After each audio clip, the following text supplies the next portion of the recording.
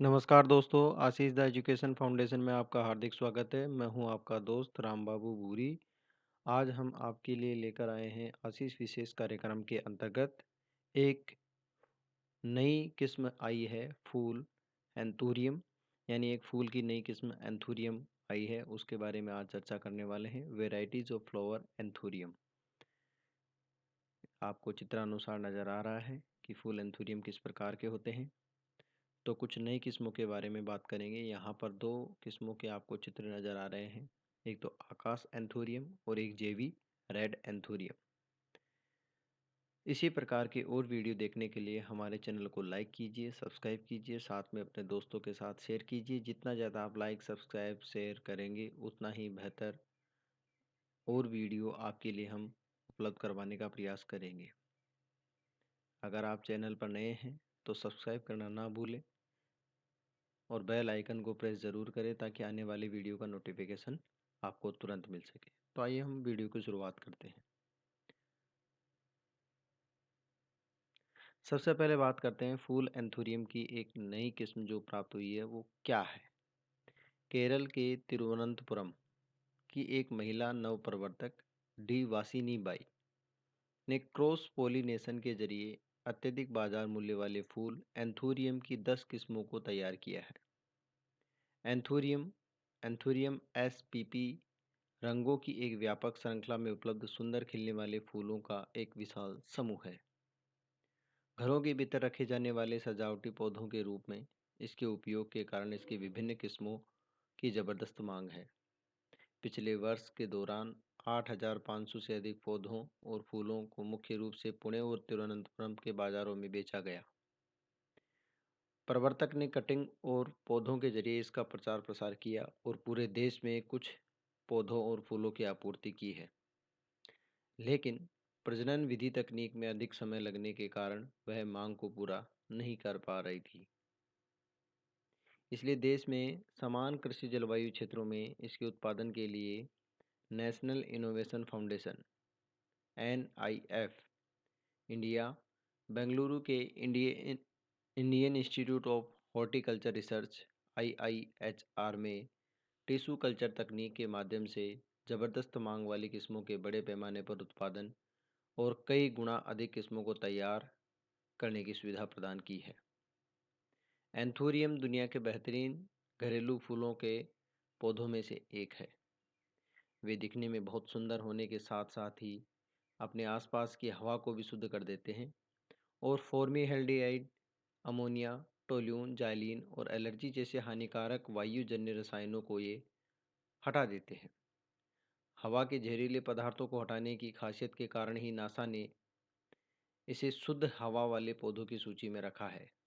अत्यधिक सुंदरता और गुणों के कारण एंथूरियम का काफ़ी आर्थिक महत्व है और इसलिए इसे अच्छा बाजार मूल्य भी मिलता है। डी वासिनी बाई द्वारा विकसित की गई इन किस्मों की विशिष्टता बड़े और मध्यम आकार के फूल है, जिनमें असामान्य रंग संयोजनों के साथ स्पैथ और स्पेडिक्स अर्थात हल्के एवं गहरे नारंगी, मैजेंटा, हरे और गुलाबी रंग संयोजन, गहरे लाल और सफ़ेद रंग है।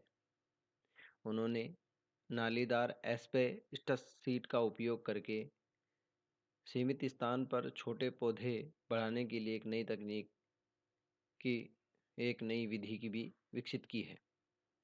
उगाए गए छोटे पौधों को रोपने के लिए उन्होंने बर्तनों के बजाय कंक्रीट के गमलों का उपयोग किया है। इन विधियों ने उन्हें सीमित स्थान पर अधिक पौधे उगाने में भी मदद की है। इस प्रकार लागत और रखरखाव में कमी लाते हुए आय में वृद्धि की गई है।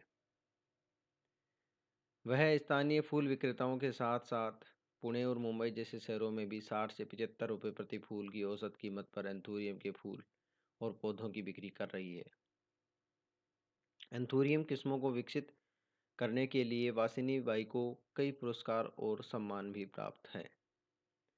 उन्हें मार्च 2017 में राष्ट्रपति भवन में national innovation foundation NIF India NIF द्वारा आयोजित 9वीं राष्ट्रीय द्विवार्षिक प्रतियोगिता में भारत के तत्कालीन राष्ट्रपति श्री प्रणब मुखर्जी द्वारा राज्य पुरस्कार से सम्मानित किया गया है। नई एंथोरियम किस्म विकसित करने में उसकी दिलचस्पी 1970 के दशक के आखिर में उस समय हुई जब उनके बेटे ने एंथोरियम के 2 पौधे लाए थे। वह पौधों की सुंदरता से बहुत आकर्षित थी और असामान्य रंग संयोजन के साथ नई किस्म विकसित करने के लिए इस तरह के और पौधे उगाना चाहती थी। या डी वासिनी बाई का फाइल फोटो देख सकते हैं। उन्होंने विभिन्न तकनीकों और परीक्षण के जरिए यह काम शुरू कर दिया। वर्ष 1980 में उन्होंने पहली बार मैनुअल क्रॉस पोलिनेशन यानी परागन किया और 1985 में प्रयोगों के वर्ष के बाद एंथोरियम की पहली किस्म डोरा 8 से 10 पत्तियों वाला एक पौधा और नारंगी रंग के स्पैथ के साथ कई फूल विकसित की। उन्होंने अपना काम जारी रखा और 1985 से 2000 के दौरान 5 अन्य किस्मों डोरा फर्स्ट, डोरा सेकंड, डोरा थर्ड, डोरा फोर्थ और डोरा फिफ्थ का विकास किया। इसके अलावा अन्य 5 किस्मों आकाश, जॉर्ज, जॉइंट पिंक, जेवी रेड और जेवी पिंक को बाद में मैनुअल क्रॉस पोलिनेशन के माध्यम से विकसित किया गया। National innovation foundation India (NIF) ने तमिलनाडु कृषि विश्वविद्यालय कोयम्बटूर में किस्म संबंधी परीक्षण कार्यक्रम के तहत 6 मूल किस्मों के साथ वासिनी बाई की किस्मों के लिए वैधता परीक्षण की सुविधा प्रदान की है।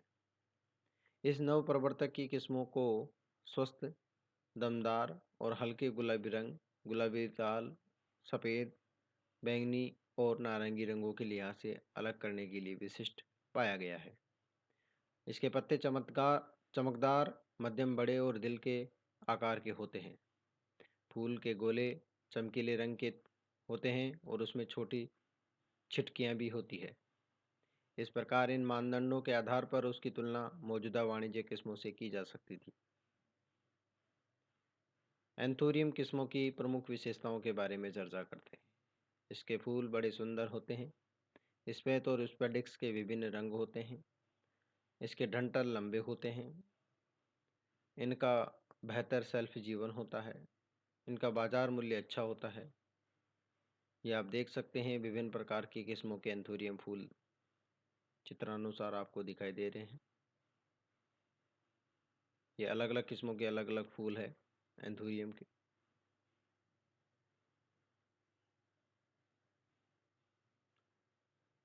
NIF ने बेंगलुरु के Indian institute of horticulture research से IIHR और देश के समान कृषि जलवायु वाले क्षेत्रों में टिश्यू कल्चर के जरिए डोरा, जॉर्ज, जेवी पिंक और जेवी रेड जैसी उल्लेखनीय बाजार मूल्य वाली किस्मों का बड़े पैमाने पर उत्पादन करने के लिए सुविधा प्रदान की है। अब बात करते हैं ये प्लांट टिश्यू कल्चर यानी प्लांट टिश्यू टेक्निक क्या है।